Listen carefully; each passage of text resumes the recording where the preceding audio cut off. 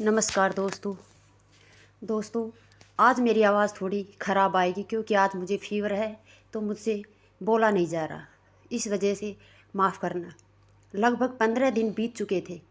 रिद्धिमा का बुखार भी ठीक हो चुका था और उसने दोबारा से कॉलेज जाना शुरू भी कर दिया था। रिद्धिमा और कशिश दोनों ही एग्ज़ाम शुरू हो गए थे और दोनों ही अपनी अपनी पढ़ाई में बहुत बिजी थी। देखते ही देखते दोनों के एग्ज़ाम भी ख़त्म हो गए। रिद्धिमा का 3rd सेमेस्टर शुरू होने वाला था और कशिश की ग्रेजुएशन पूरी हो चुकी थी। दादाजी और दादी माँ भी तीर्थ यात्रा से वापस लौट आए थे। घर में रिद्धिमा और कबीर के रिसेप्शन के साथ साथ कशिश की शादी के बारे में भी बातें हो रही थी। रात को डिनर के बाद अपने रूम में कबीर रिद्धिमा से, रिद्धिमा अगर मैं तुमसे कुछ कहूँ तो तुम बुरा तो नहीं मानोगी। रिद्धिमा कबीर की तरफ देखते हुए, यह तो मैं बात सुनने के बाद ही बता सकती हूँ। कबीर, रिद्धिमा मैं चाहता हूँ कि मैं हमारा रिसेप्शन कुछ और टाइम के लिए आगे पोस्टपोन कर दूँ। इस वक्त घर में कशिश के रिश्ते की बात चल रही है और अभी 2 महीने मेरे पास बिल्कुल भी टाइम नहीं है क्योंकि मेरे ड्रीम प्रोजेक्ट की डेट आने वाली है और उस प्रोजेक्ट को मैं किसी भी कीमत पर हासिल करना चाहता हूँ। अब ऐसे में हमारा रिसेप्शन भी इन्हीं दिनों हुआ और साथ ही साथ अगर घर में इतना सब कुछ होगा तो मैं अपने प्रोजेक्ट पर कॉन्संट्रेट नहीं कर पाऊँगा। कबीर की बातें सुनकर रिद्धिमा की आंखों में चमक आ गई क्योंकि चाहती तो वह भी यही थी, लेकिन फिर भी उदास सा चेहरा बनाकर धीमी सी आवाज़ में बोली, ठीक है कबीर, जैसी तुम्हारी मर्जी। मैं समझ सकती हूँ कि तुम्हारे लिए तुम्हारा काम सबसे ऊपर है, लेकिन दादाजी और दादी माँ को कौन समझाएगा। कबीर, तुम उनकी चिंता मत करो, उन्हें मैं संभाल लूँगा। रिद्धिमा, ठीक है। यह कहकर वह उदास सी होकर बेड पर अपनी साइड लेट गई। कबीर उसे लेटा देखकर उसके करीब आया और उसे अपने पास खींचकर अपनी तरफ करके बोला, उदास मत हो मिसेस कपूर, बस कुछ दिन और वेट कर लो। एक बार मुझे मेरा ड्रीम प्रोजेक्ट मिल जाए, फिर मैं इतनी बड़ी पार्टी दूंगा कि दुनिया देखती रह जाएगी। यह कहकर उसने उसके माथे पर किस की और उसे कसकर अपनी बाहों में भर लिया और बोला, सो जाओ मिसेज कपूर, कल आपको फिर से कॉलेज भी जाना है। यह कहकर कबीर तो सो गया, लेकिन रिद्धिमा की आंखों में नींद नहीं थी। रिद्धिमा को अपनी बाहों में लेकर कबीर को जितना चैन मिल रहा था, रिद्धिमा कबीर की बाहों में उतनी ही बेचैन थी। उसे घुटन हो रही थी कबीर की करीबी से, लेकिन उसकी मजबूरी थी कि वह चाहकर भी उसकी बाहों से निकल नहीं पा रही थी। अगली सुबह डाइनिंग टेबल पर, कबीर दादाजी, मुझे आपसे कशिश के रिश्ते के बारे में बात करनी है। मैंने एक लड़का देखा है और वह मुझे बहुत पसंद है। अगर आप कहें तो मैं आगे बात चलाऊं। कबीर के मुंह से कशिश के लिए लड़के की बात सुनकर सब हैरान हो जाते हैं। घर में जब से कशिश की ग्रेजुएशन पूरी हुई थी तब से कशिश की शादी की बात तो चल रही थी, लेकिन कबीर इतनी जल्दी कोई लड़का पसंद कर लेगा यह किसी ने नहीं सोचा था। दादाजी, कबीर, अभी तो तुम अपने रिसेप्शन की बारे में बात करो बेटा, कशिश की शादी की इतनी जल्दी नहीं है हमें। कबीर अपने चेहरे पर सख्त भाव लाते हुए, दादी माँ, मैंने फ़िलहाल के लिए अपना रिसेप्शन कैंसिल कर दिया है। उसकी बात सुनकर सब चौंक गए। दादी माँ, लेकिन तुमने इतना बड़ा फैसला अचानक से क्यों लिया और हमको इस बारे में बताना ज़रूरी भी नहीं समझा। कबीर, दादी माँ, आप मुझे अच्छी तरह से जानती हैं, मैं बेवजह कोई फ़ैसला नहीं लेता। जब तक मुझे मेरा ड्रीम प्रोजेक्ट नहीं मिल जाता तब तक मैं अपनी शादी का रिसेप्शन नहीं करना चाहता। और रही बात कशिश की शादी की, तो लड़का मुझे बहुत पसंद है और वैसे भी अब कशिश की ग्रेजुएशन पूरी हो चुकी है और उसे फैमिली बिजनेस ही ज्वाइन करना है, चाहे वह हमारा करे या अपने ससुराल का, एक ही बात है। दादाजी, लेकिन कबीर, शादी का रिसेप्शन इतने दिनों तक टालना ठीक नहीं, और फिर कशिश की शादी वह भी इतनी जल्दी। तुम इतनी जल्दबाजी क्यों कर रहे हो। कबीर, बिना किसी भाव के, दादाजी, आप तो अच्छी तरह से जानते हैं कि बिजनेस में तरक्की पाकर हम जितना ऊपर जाते हैं उतने ही ज़्यादा हमारे दुश्मन पैदा हो जाते हैं। मैं नहीं चाहता कि मेरी वजह से या मेरी दुश्मनी की वजह से कोई भी कशिश को नुकसान पहुंचाए। एक बार बिना किसी परेशानी के उसकी शादी हो जाए और वह अपने ससुराल चली जाए, बस मैं इतना ही चाहता हूँ। और फिर लड़का सच में बहुत अच्छा है, आप लोग उससे मिल तो लीजिए। दादी माँ, तुम्हारी बात अपनी जगह बिल्कुल सही है कबीर, लेकिन फिर भी कशिश की शादी का फैसला हम उससे बिना पूछे नहीं ले सकते। इस बारे में उसकी क्या राय है, यह जानना भी हमारे लिए उतनी ही ज़रूरी है जितनी कि तुम्हारी बात। कबीर, हाँ तो मैंने कब मना किया है? मैं भी बिना कशिश की मर्जी के कोई भी फैसला नहीं लूँगा। फिर कशिश की तरफ देखते हुए, कशिश, अगर तुम्हारी ज़िंदगी में कोई और है या तुम किसी को पसंद करती हो तो तुम मुझे बता सकती हो। अगर लड़का सही होगा तो मुझे तुम्हारे किसी भी फैसले से कोई एतराज़ नहीं होगा। कशिश कबीर के पास आकर उसके घुटनों के पास बैठकर बोलती है, भाई, आप हमारे बड़े भाई नहीं बल्कि हमारे पिता के समान हो। आपने हमेशा हम दोनों बहन भाइयों को अपने बच्चों की तरह प्यार किया है, तो आप मेरी ज़िंदगी को लेकर जो भी फैसला करोगे वो मुझे मंजूर होगा। ये तो हम कभी सपने में भी नहीं सोच सकते कि आप हमारे बारे में कुछ गलत सोच सकते हो, या आपका लिया हुआ कोई भी फैसला हमारे लिए गलत हो सकता है। और मेरी ज़िंदगी में ऐसा कुछ भी नहीं है जिसके बारे में मैं आपको ना बता हो। आपका जो भी फैसला है मुझे मंजूर है। भगवान से भी ज़्यादा भरोसा करते हैं हम दोनों आप पर। आप जिससे और जब कहेंगे मैं उसे शादी करने के लिए तैयार रहूँगी। मेरी तरफ से आप कोई चिंता मत कीजिए। कबीर उसके सिर पर हाथ फेरते हुए, मुझे नहीं पता था कि मेरी बहन इतनी समझदार हो गई है। अपने भाई पर भरोसा है ना कशिश, खुद से भी ज़्यादा है भाई। कबीर दादाजी की तरफ रुख करते हुए, ठीक है दादाजी, मैं आज शाम को ही उन लोगों को बुला लेता हूँ दादाजी, लेकिन अभी तो तुम्हारे पास रिसेप्शन के लिए भी वक्त नहीं था। तो फिर कबीर, वो दादाजी, मैंने उन लोगों से पहले से सारी बात कर रखी है, बस अब तो एक बार कशिश को उससे मिलवाना ही रह गया है। और साथ ही मुझे अपने सोर्सेज से पता चला है कि मेरे प्रोजेक्ट की डेट आगे बढ़ने वाली है, और कुछ आइडिया भी नहीं है कि डेट कब तक बढ़ जाएगी। हो सकता है उसमें महीने भी लग जाएं। इसलिए मैं चाहता हूँ कि इस प्रोजेक्ट के मिलने से पहले ही सब कुछ फाइनल हो जाए। दादी माँ, जब तुम्हें पता है कि प्रोजेक्ट की डेट आगे बढ़ने वाली है तो लगे हाथ तुम्हारा रिसेप्शन भी कर लेते हैं। कबीर, दादी माँ, जब तक मुझे मेरा ड्रीम प्रोजेक्ट नहीं मिल जाता तब तक मेरी ज़िंदगी की कोई भी खुशी अधूरी है। दादी माँ, ठीक है, तुमने कौन सा कभी किसी की बात मानी है जो आज मानोगे? कबीर उन्हें घूरते हुए, प्लीज़ दादी माँ, कम से कम आप तो ऐसी बातें मत किया करो। हमेशा आपकी ही बात मानी है मैंने, और जो शादी की है ना, वह भी आपकी ही मर्जी से की है। यह सुनकर रिद्धि माँ भी कबीर को घूरने लगती है, और फिर धीरे धीरे करके सभी अपनी अपनी काम की जगह पर निकल जाते हैं। अब घर में सिर्फ दादाजी, दादी माँ और कशिश ही होते हैं। दादी माँ श्याम की तैयारियों में बिजी हो जाती है और कशिश को तैयार होने के लिए बोल देती है। श्याम को लड़के वाले घर आते हैं तो कशिश भी उन्हें पसंद आ जाती है, और कशिश ने तो पहले ही कबीर से हाँ कर दी थी, और वो तो कबीर को पहले ही पसंद था। तो उन दोनों की शादी तय हो जाती है। 15 दिन बाद सगाई का और 2 महीने बाद शादी का मुहूर्त निकलता है। फिर सब मिलकर सगाई की तैयारियों में जुट जाते हैं।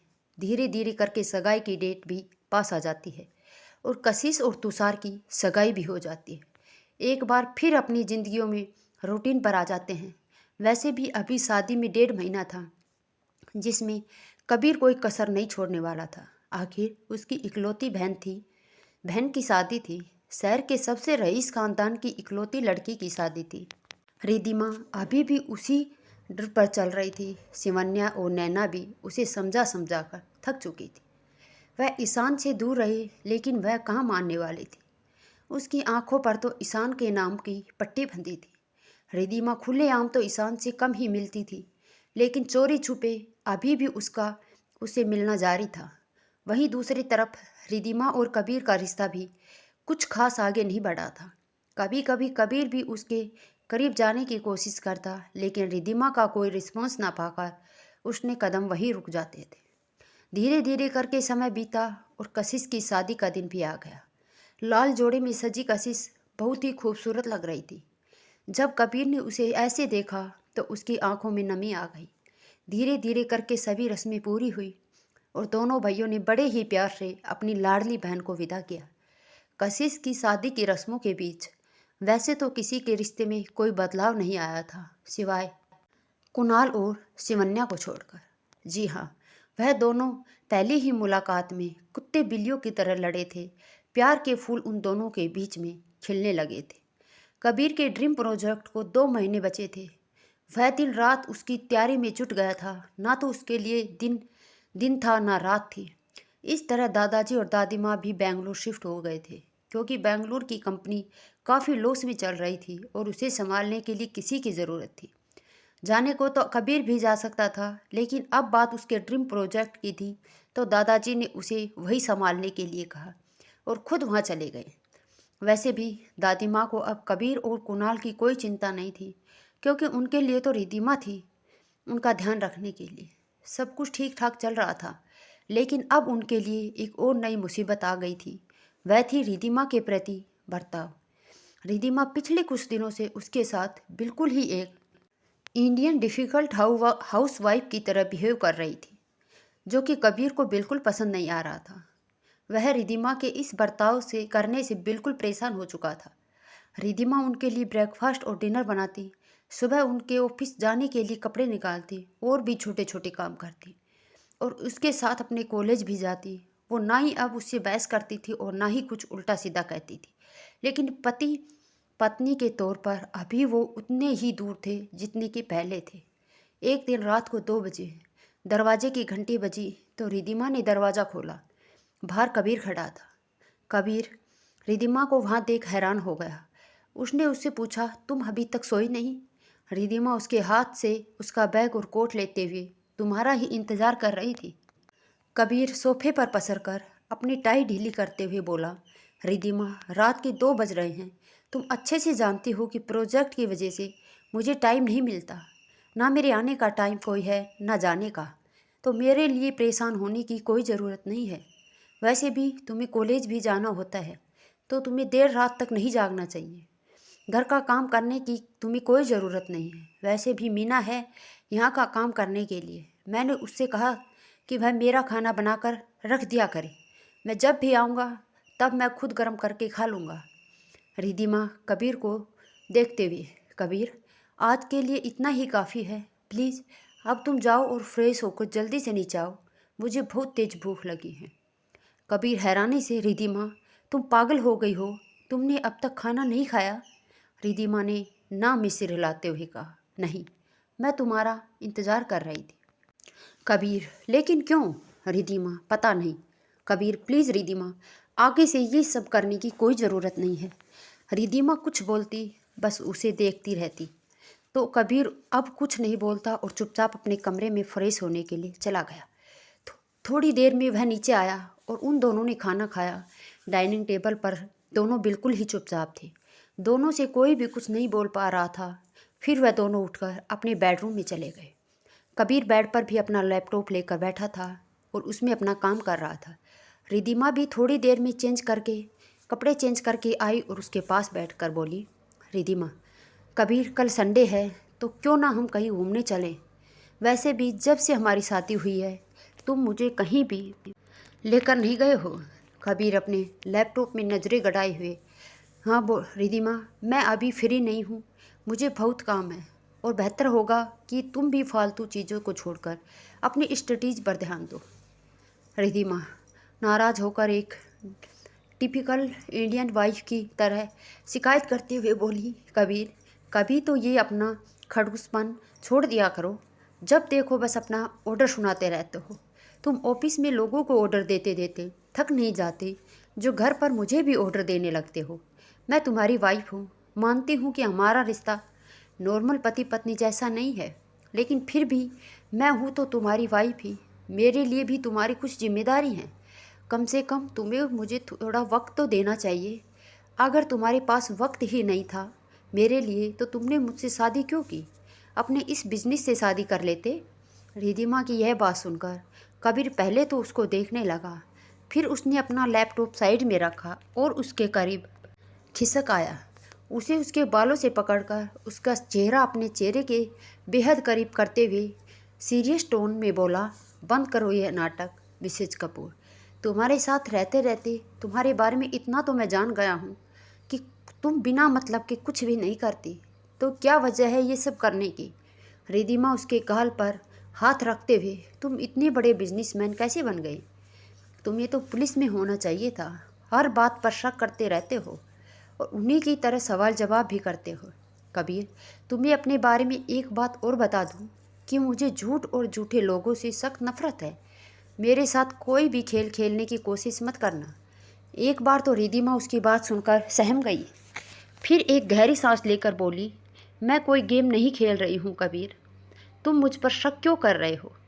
मैं एक सीधी सादी लड़की हूँ, फिर अपने मन में पूरी तरह सातिर नहीं हूँ जो लोगों को अपने मतलब के लिए इस्तेमाल करता हूँ। कबीर, उसे छोड़िए। छोड़ते हुए तुम्हारे लिए बेहतर भी यही होगा। फिर उसकी तरफ अपने सीरियस एक्सप्रेशन वाला चेहरा करके बोला, मिसेज कपूर, तुम्हें क्या मैं बेवकूफ़ लगता हूँ? मुझे बेवकूफ़ समझने की गलती मत करना। मैंने इतना बड़ा बिजनेस अपने दम पर यूं ही खड़ा नहीं किया है। लोगों के चेहरे पढ़ना मुझे अच्छे से आता है। रिदिमा ने तिरछा मुस्कुराते हुए अपनी बाहें उसके गले में डाल दी और उसके और करीब आकर बोली, किसने कहा कि तुम बेवकूफ़ हो? मुझे तो तुम बेवकूफ़ नहीं लगते। उसके चेहरे पर फूंक मारते हुए, मुझे तो तुम हॉट एंड सेक्सी लगते हो। कबीर अपने गले से उसकी बाहें हटाते हुए बोला, मिसेज कपूर, एक बात तुम कान खोल कर सुन लो, मैं अपने दिमाग में अच्छी तरह बैठा लूँ। अगर मुझे तुम्हारे बारे में कुछ भी उल्टा सीधा पता चला या ये पता चला कि तुम मेरे साथ कोई डबल गेम खेल रही हो, तो कुछ भी होगा वह तुम्हारे लिए अच्छा नहीं होगा। तुम जितना सोच सकती हो मैं उससे भी ज़्यादा बुरा कर सकता हूँ तुम्हारे साथ। इसलिए मेरे साथ कुछ भी करने से पहले 100 बार सोच लेना। कहकर कबीर ने रिदिमा को हल्का सा धक्का दे दिया। कबीर की धमकी भरी बातें सुनकर रिदिमा कुछ पल के लिए डर गई, लेकिन फिर भी मुंह बनाते हुए बोली, कबीर, यह कौन सा तरीका है अपनी वाइफ से बात करने का? तुम बहुत बुरे हस्बैंड हो। अगर किसी को पता चला कि द ग्रेट कबीर कपूर अकेले में अपनी वाइफ को धमकी देता है तो कोई तुम्हारे बारे में क्या सोचेगा कबीर? और ये सब किसी को बताएगा कौन? प्लीज़ रिदिमा, अब तुम चुपचाप सो जाओ और अब फिर से शुरू मत हो जाना। यह कहते हुए उसने अपना लैपटॉप उठाया और स्टडी रूम की तरफ चला गया। पीछे से रिदिमा भी तिरछी मुस्कुराहट लेकर बेड पर सो गई। अगली सुबह रिदिमा सीढ़ियों से नीचे उतरते हुए, गुड मॉर्निंग पतिदेव एंड गुड मॉर्निंग देवर जी। कुणाल ने भी वापस में उसे विश करते हुए कहा, गुड मॉर्निंग भाभी।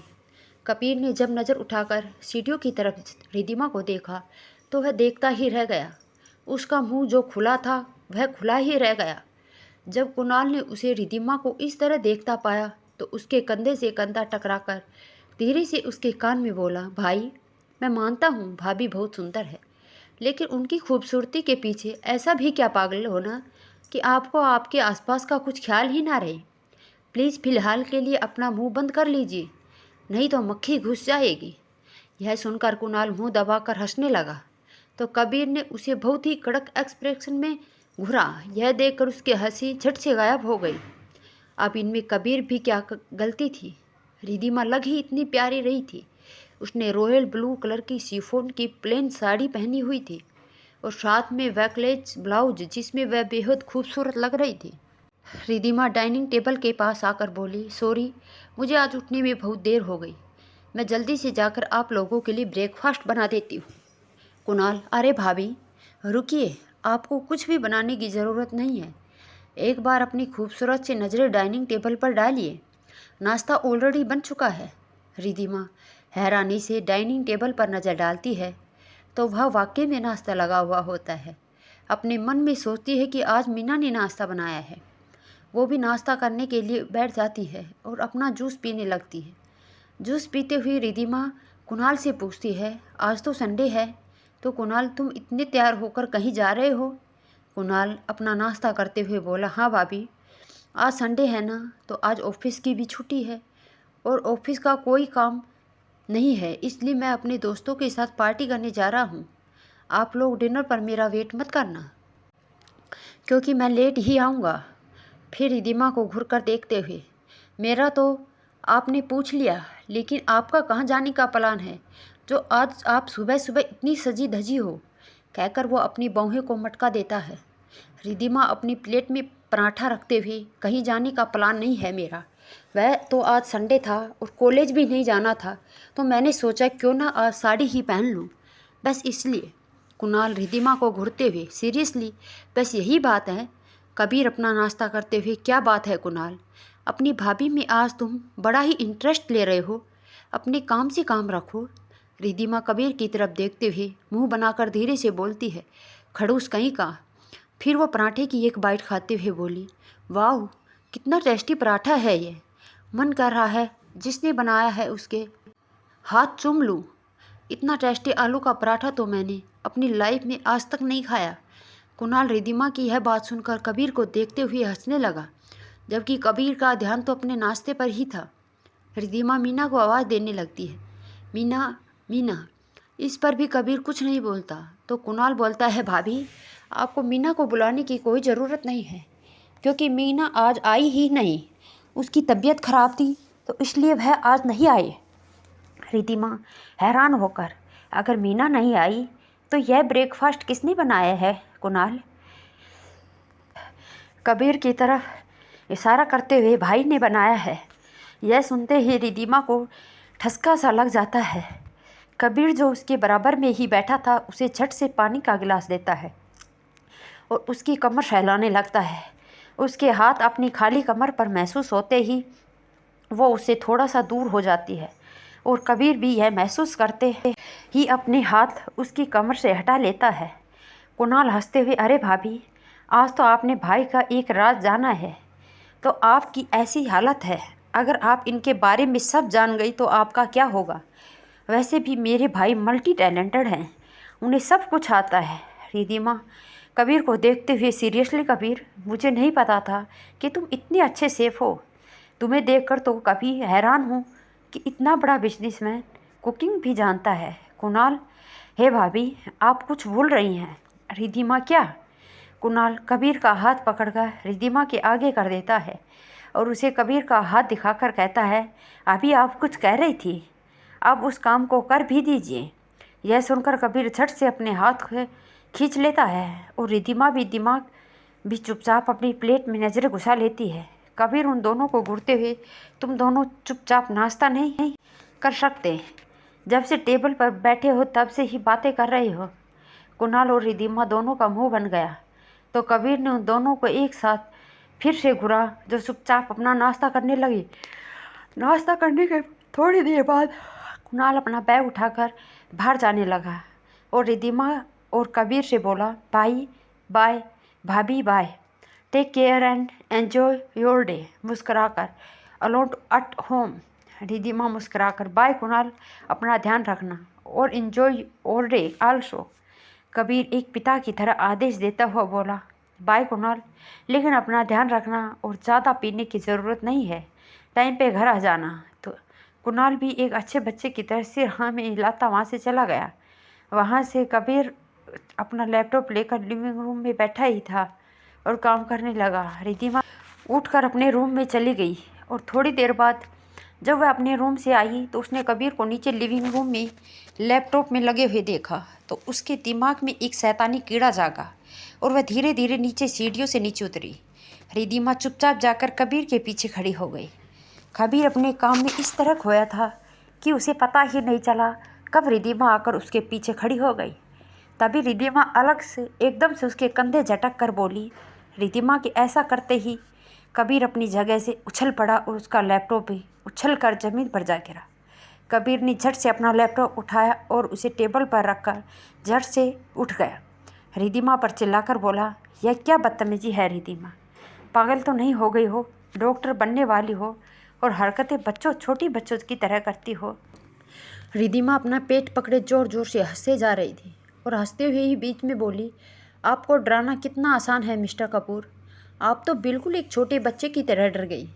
कबीर को बहुत ज़्यादा गुस्सा आ रहा था। उसने गुस्से से रिद्धिमा की तरफ देखा तो रिद्धिमा डर कर दूर होने के बजाय उसके करीब आकर उसके गले में अपनी बाहें डालकर उसके सामने आकर खड़ी हो गई। रिद्धिमा बड़ी ही मदहोशी भरी आवाज़ में कबीर के कान में बोली, मैं कोई भूत नहीं हूँ मिस्टर कपूर, जो आप इतनी आसानी से डर गई। मैं तो आपकी वाइफ हूँ। कबीर उसके हाथ से अपनी गर्दन हटाते हुए बोला, मैं कोई डरा नहीं था। रिद्धिमा अपनी हंसी दबाते हुए, झूठ मत बोलिए, आप सच में डर गए थे। कबीर, तुम जो जानना चाहो वह सोच सकती हो। अब मुझे तुम्हारी सोच से तो नहीं बदल सकता। यह कहकर वह जाने के लिए मुड़ा तो लेकिन वहाँ से जा नहीं पाया, क्योंकि रिद्धिमा ने उसकी कलाई पकड़ रखी थी। रिद्धिमा के द्वारा इस तरह से अपना हाथ पकड़े जाने पर वह रिद्धिमा की तरफ मुड़ा। रिद्धिमा, मुझे लगता है कि हमें आपस में बैठकर बात करनी चाहिए। कबीर अपने कंधे उचकाते हुए बोला, लेकिन मुझे ऐसा नहीं लगता। रिद्धिमा उसका हाथ वैसे ही पकड़कर बोली, अगर आपको मुझसे बात नहीं करनी तो यह आपकी प्रॉब्लम है, लेकिन मुझे आपसे बात करनी है। ये कहकर उसने उसका हाथ खींचकर उसे ज़बरदस्ती सोफे पर बैठा दिया और खुद आराम से जाकर उसकी गोद में बैठ गई। कबीर उसकी इस हरकत पर अपनी आंखें हैरानी से बड़ी करते हुए बोला, यह क्या कर रही हो तुम मिसेज कपूर? यह तुम्हारा बेडरूम नहीं है। रिद्धिमा अपना सिर ना में हिलाते हुए बोली, कुछ नहीं। कबीर उसे उठाने की कोशिश करते हुए बोला, मिसेज कपूर, यह जगह तुम्हारे बैठने के लिए नहीं है। तुम सोफे पर भी बैठ सकती हो। रिद्धिमा मुस्कुराई और अपनी बाहें उसके गले में डालकर बोली, क्यों क्यों बैठ जाऊं मैं सोफे पर? मुझे तो यकीन यही तुम्हारी गोद में बैठना है और मुझे यहीं पर आराम मिल सकता है। रिद्धिमा के ऐसा कहने पर कबीर ने उसे एक झट लुक दिया तो रिद्धिमा फिर से बोली। रिद्धिमा उसके बालों में अपना हाथ घुमाते हुए, देखो कबीर, मैं मानती हूँ कि मैं पहले तुम्हें पसंद नहीं करती थी और मैंने तुम्हारे साथ बहुत बुरा बर्ताव किया है, लेकिन उसके पीछे भी एक वजह थी और वो है ये शादी करना ही नहीं चाहती थी। मेरी ज़िंदगी में अचानक से ये सब कुछ बदल गया, जिसे एक्सेप्ट करने के लिए मुझे टाइम ही नहीं मिला। बस यही वजह थी कि मेरे उस बिहेवियर की। लेकिन फिर एक गहरी सांस लेकर मैं अब हमारे रिश्ते को एक मौका देना चाहती हूँ। कबीर की आंखों में देखते हुए, हमारी शादी को एक मौका देना चाहती हूँ और मुझे लगता है कि मेरा फैसला गलत नहीं। तुम भी मुझे इस फैसले में सपोर्ट करोगे? कबीर गुस्से से भरी आवाज़ में बोला, हो गया या कुछ और भी बाकी है? तुम्हारा ड्रामा पूरा हो गया हो तो अब उठो यहाँ से। रिद्धिमा उसकी आंखों में देखते हुए, कबीर, मैं कोई ड्रामा नहीं कर रही हूँ। मैं सच में हमारे रिश्ते को एक और मौका देना चाहती हूँ। Kabir, oh seriously? उसकी तरफ देखकर कबीर ने उसे अपनी उसकी कमर से पकड़कर खींचा और अपने बेहद करीब करके बोला, सीरियसली तुम सच में हमारे रिश्ते को एक मौका देना चाहती हो? कबीर से इतनी ज़्यादा करीबी की वजह से रिद्धिमा घबरा गई और वह टूटे शब्दों में बोली, है हाँ। उसके और करीब के होठों में अब बस कुछ 1 इंच का ही फासला था। कबीर ने उसके और करीब आकर एक बार फिर बहुत ही धीमी और मदहोशिया भरी आवाज़ में उससे पूछा, तुम सच में श्योर होना चाहते हो हमारे रिश्ते को लेकर? अपनी कही हुई बात को लेकर एक बार फिर सोच लो मिसेज कपूर। तुम्हें मैं आखिरी मौका दे रहा हूँ तुम्हारे फैसले पर गौर करने के लिए। इसके बाद में जो भी कुछ होगा उसके लिए मुझे दोष मत देना। रिद्धिमा फिर से तुम्हें आत्मविश्वास से बोली, मैंने कुछ सोचकर ही तुम्हें यह सब बताया है। रिद्धिमा के यह कहते ही कबीर के चेहरे पर एक सातिर मुस्कान आ गई और उसने झट से अपनी पोजीशन चेंज कर ली और उसे खींचकर काउच पर गिरा दिया और खुद उसके ऊपर बैठ गया। रिद्धिमा हकलाते हुए बोली, तुम यह क्या कर रहे हो? कबीर ने उसकी बात का कोई जवाब नहीं दिया और अपने एक हाथ से उसके दोनों हाथों को उसके सिर के ऊपर रख के कसकर पकड़ लिया और उसके ऊपर झुकते हुए धीरे से बोला, लगता है तुम भूल गई मिसेज कपूर कि तुमने अभी थोड़ी देर पहले मुझसे कहा था कि तुम हमारे रिश्ते को एक मौका देना चाहती हो, तो मैं भी बस तुम पर अपना पति होने का हक जता रहा हूँ। यह सुनकर रिद्धिमा का चेहरा पीला पड़ गया। उसकी सांसें ऊपर नीचे होने लगी। वह उसे छूटने की कोशिश करने लगी। कबीर उसके कान को अपने होठों से छुआते हुए बोला, कोशिश करना बेकार है मिसेज कपूर, तुम चाहकर भी मेरी पकड़ से छूट नहीं पाओगी। कबीर ने एक हाथ से उसके दोनों हाथों को पकड़ रखा था और अपने दूसरे हाथों से उसकी साड़ी के पिन खोलकर उसका आंचल को उसके सामने से हटाकर उसे नीचे गिरा दिया और उसके दोनों गालों को चूम लिया। उसके होठ उसके गालों से होते हुए उसकी गर्दन की तरफ जा रहे थे। वह उसके परफ्यूम की खुशबू से मदहोश होता जा रहा था। रिद्धिमा उसे कुछ कहना चाहती थी, लेकिन वह कुछ कहती उससे पहले ही उसके होठ कबीर के होठों से बंद हो चुके थे। वो बस किसी भी तरह उसकी पकड़ से छूटना चाहती थी। उसने उसे धक्का देने का भी सोचा, लेकिन उसके पैर भी कबीर के पैरों से जकड़े हुए थे। वो चाहकर भी उससे छूट नहीं पा रहे थे। उसने अपनी आंखें कसकर बंद की और आंसू की एक बूंद आंखों से बह निकली। लेकिन फिर उसके दिमाग में एक ख्याल आया और उसने खुद को ढीला छोड़ दिया। खुद को छुड़ाने की कोशिश भी नहीं रही कि वह समझ चुकी थी कि ज़बरदस्ती वह खुद को कबीर से नहीं छुड़ा सकती, और वह अब खुद भी कबीर का साथ देने लगी। जब कबीर ने यह महसूस किया कि रिद्धिमा भी उनका साथ दे रही है, तो रिद्धिमा पर उसकी पकड़ ढीली हो गई। कुछ देर किस करने के बाद कबीर रिद्धिमा से तो अलग हुआ, लेकिन फिर उसके होठ उसकी गर्दन से होते हुए शरीर पर चलने लगे। रिद्धिमा ने कबीर को झट से हल्का सा धक्का दिया और खुद को उससे दूर होकर बैठ गई। अपनी उखड़ती सांसों को ठीक करने लगी। उसका दिल किसी अनहोनी होने की आशंका से बैठा जा रहा था। उसकी धड़कनों की रफ्तार तो प्लेटिंग ट्रेन से भी तेज थी। उसकी सांसें अटक गई थी। दिल मुंह को आ रहा था। अभी तो वह अपनी सांसों को ठीक से व्यवस्थित कर भी नहीं पाई थी कि उसके खुद के हाथ उसकी साड़ी पर कस गए, क्योंकि कबीर के हाथ उसकी खुली पीठ पर घूम रहे थे। रिद्धिमा मन ही मन उस मनहूस घड़ी को याद करने लगी जब उसके दिमाग में आज साड़ी पहनने का ख्याल आया था। प्लस ब्लाउज की वजह से आज रिद्धिमा की कमर पूरी ही खुली थी, जिसे देखकर कबीर भी अपने काबू में नहीं था। अब रिद्धिमा कबीर के होठों का स्पर्श अपनी कमर पर महसूस कर पा रही थी। कबीर ने रिद्धिमा के सारे बालों को उसके कंधे के एक तरफ आगे की तरफ बढ़ा दिए और कमर को फिर से चूमने लगा। फिर उसने ब्लाउज की डोरी भी खोल दी। उसका ऐसा करते ही रिद्धिमा ने कबीर का हाथ पकड़ लिया और वो बड़ी ही रिक्वेस्ट भरी आवाज़ में बोली, कबीर प्लीज। बस उसके ऐसा कहते ही कबीर भी रुक गया, लेकिन उसने फिर उसकी कमर में हाथ डालकर उसे अपनी तरफ खींचा, जिससे रिद्धिमा की कमर उसकी चौड़ी छाती से जा टकराई और उसके कानों में धीरे से बोला, लेकिन क्यों मिसेज कपूर, जो तुम चाहती थी मैं वही तो कर रहा हूँ, फिर अब मना क्यों कर रही हो? क्या मेरा छूना तुम्हें पसंद नहीं आया?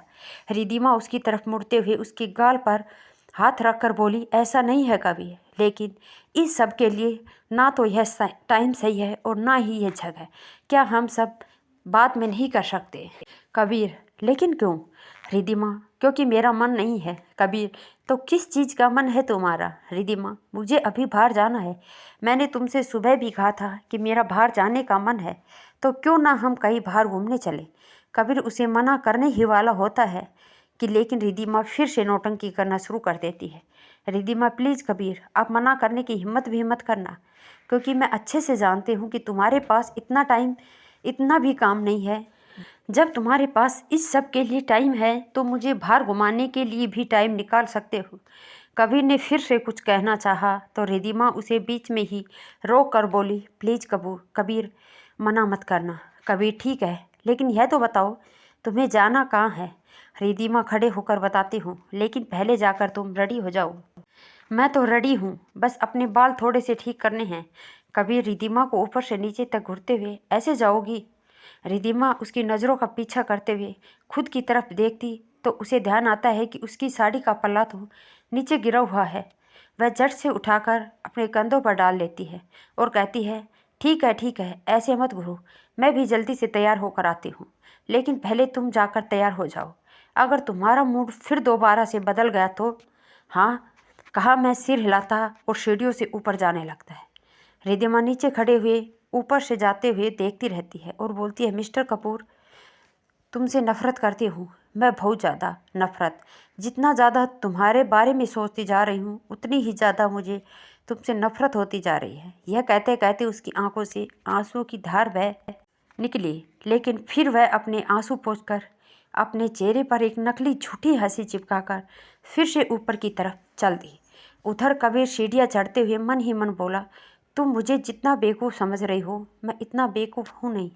रिद्धिमा, मैं तुम्हारी सब चाल अच्छे से समझ रहा हूँ, लेकिन अभी पूरे सच से दूर हूँ। जिस दिन वो मेरे सामने आ गया उस दिन तो मैं भी नहीं जानता कि मैं क्या करूँगा। तो दोस्तों, ये पार्ट आज हम यही ख़त्म करते हैं। अगर आपको ये वीडियो पसंद आई तो लाइक करें और चैनल पर नए हैं तो चैनल को सब्सक्राइब ज़रूर करें और कमेंट बॉक्स में अपनी राय ज़रूर लिखते रहें। नमस्कार दोस्तों।